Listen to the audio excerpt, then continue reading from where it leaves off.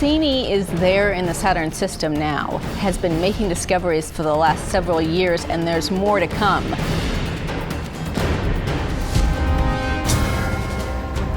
By studying the satellites in the Saturnian system, we begin to understand something also about the origin of the solar system.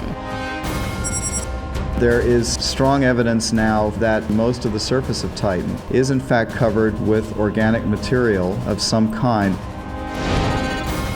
We're going to be looking at lakes on the surface of this moon in detail. We're going to be looking at the atmosphere to see how the climate changes over time. We have some global circulation models that tell us as the winds pick up, we think there could be waves on the lakes of liquid methane. Can you imagine anybody thinking that we would discover active cryovolcanism on one of these moons? Geysers?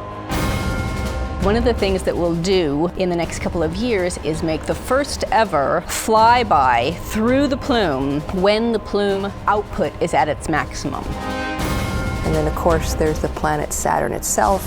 As we go through our series of orbits and as the seasons change, it's like having a brand new mission.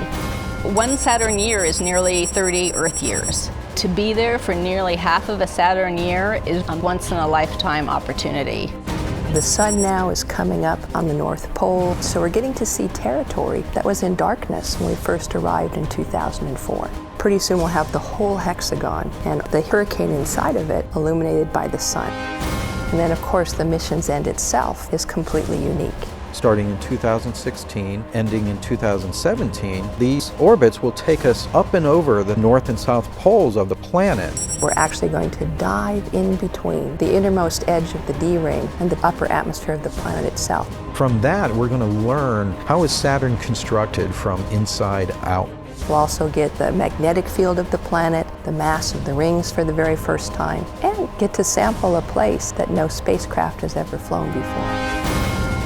This is a mission that cannot be duplicated.